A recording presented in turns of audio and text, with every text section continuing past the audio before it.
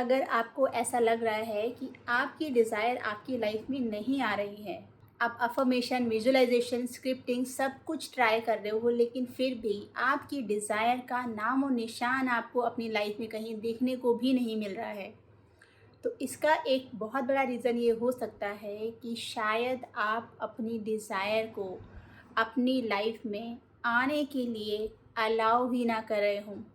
और आज की वीडियो में हम इसी बारे में बात करेंगे।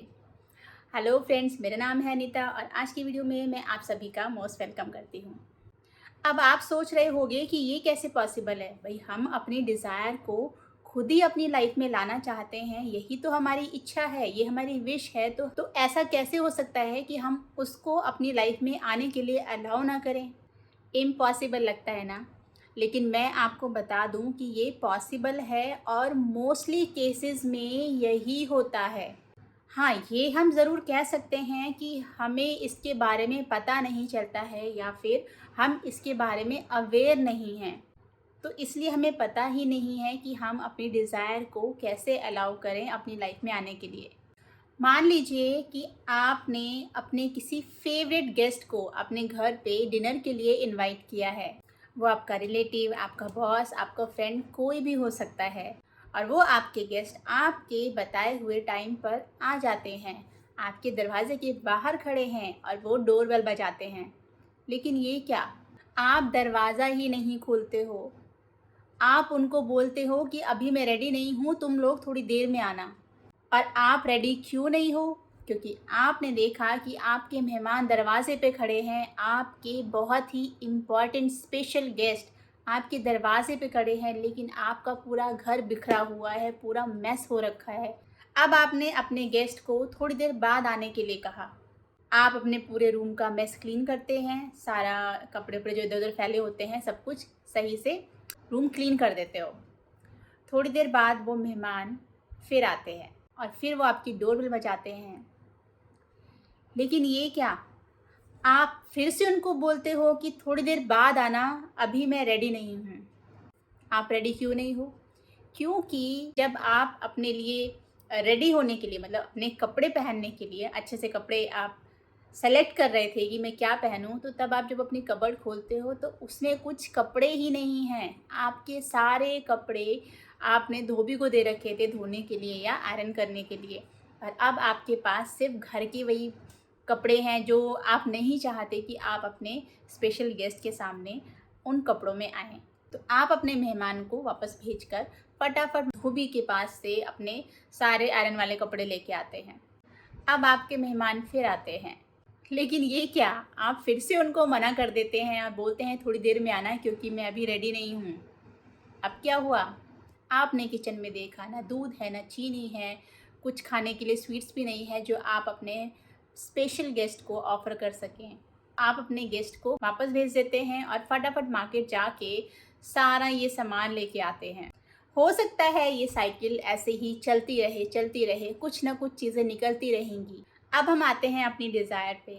तो यही चीज़ हम अपनी डिज़ायर के साथ करते हैं।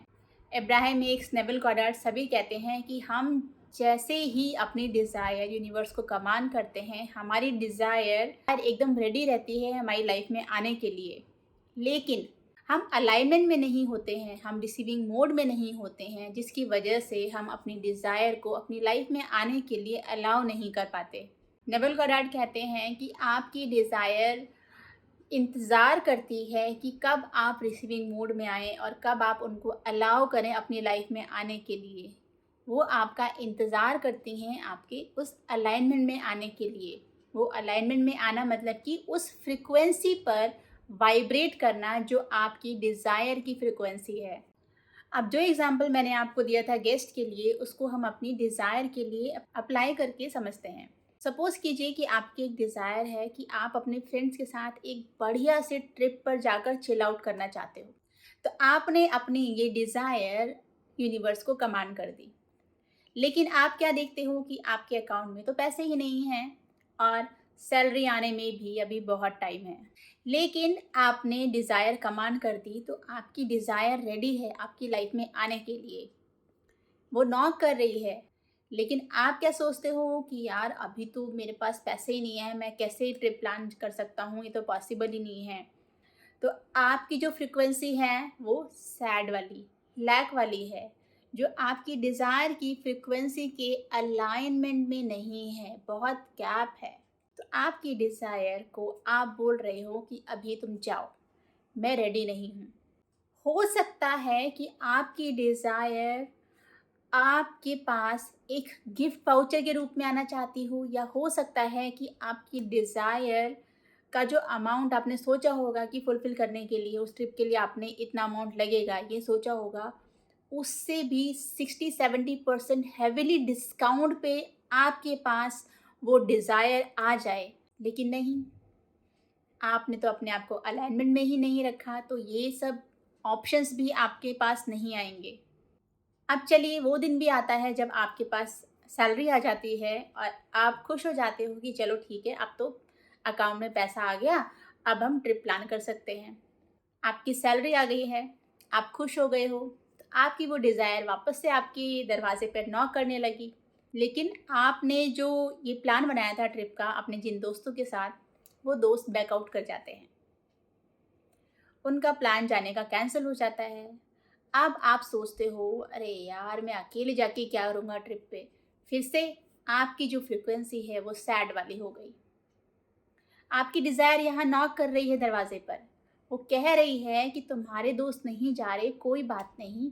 ये दोस्त नहीं जा रहे, लेकिन तुम्हारे और भी दोस्त हैं जो यही प्लान बना रहे हैं ट्रिप पर जाने का जहाँ तुमने सोचा हुआ है, और वो तुमको कांटेक्ट करने की कोशिश कर रहे हैं, लेकिन तुम फ़ोन नहीं उठा रहे क्योंकि तुम अब एम्बैरेस फ़ील कर रहे हो। तुमने बहुत ढोल पीट दिया था कि हम लोग तो यहाँ ट्रिप पे प्लान जा रहे हैं अपने दोस्तों के साथ, ऐसे मज़े करेंगे, वैसे मज़े करेंगे। लेकिन तुम्हारे दोस्त बैकआउट कर गए और तुम उस ट्रिप पर नहीं जा पा रहे हो, और तुम सैड फ्रिक्वेंसी पर, नेगेटिव फ्रिक्वेंसी पर वाइब्रेट कर रहे हो, इसीलिए तुम अपने दोस्तों के फ़ोन भी नहीं उठा रहे हो और तुम्हारी डिज़ायर को बोल रहे हो कि तुम जाओ, अभी मैं रेडी नहीं हूँ। तो ऐसे ही कितनी बार होता है कि हम अपनी डिज़ायर के लिए रिसीविंग मोड में नहीं होते हैं, उसको अलाउ नहीं करते हैं। हमारी डिज़ायर तो हमारी लाइफ में आना चाहती है, लेकिन हम ही उसको अलाउ नहीं करते हैं। जब हम उसके अलाइनमेंट में नहीं होते हैं, अपने आप को नेगेटिव फ्रीक्वेंसी पर वाइब्रेट करने लगते हैं, यूनिवर्स में एक नेगेटिव फ्रीक्वेंसी को हम ब्रॉडकास्ट करते हैं, जिसकी वजह से हमारी डिज़ायर हमारी लाइफ में आ नहीं पाती। तो अब आपको रिसीविंग मोड में कैसे होना है? और ये बहुत सिंपल है, जिसके लिए नेविल गोडार्ड बार-बार बोलते हैं कि आप अपने आप से ये पूछिए कि जब आपकी डिज़ायर आपकी लाइफ में आ जाएगी तो आपकी कैसी फीलिंग होगी? उसकी फुलफिलमेंट की कैसी फीलिंग होगी? आपको वो फीलिंग में रहना है मोस्ट ऑफ द टाइम। जब आप उस फीलिंग में बहुत ज़्यादा टाइम तक रहते हो, तो तब आप अपने आप को रिसीविंग मोड में लेकर आते हो, अपनी डिज़ायर की अलाइनमेंट में लेके आते हो। अब ये जैसे मैंने एग्ज़ाम्पल आपके साथ शेयर किया था, तो इसमें अगर फर्स्ट टाइम में ही वो बंदा ये सोचे कि भई ठीक है, सैलरी नहीं है, लेकिन मैंने तो डिज़ायर कमांड की है, तो ये यूनिवर्स का काम है कि मेरी डिज़ायर को पूरा करना। इतना फ़ेथ अगर वो यूनिवर्स पे दिखाता, तो उसकी डिज़ायर उसकी सैलरी आने से पहले ही उसकी लाइफ में आ जाती।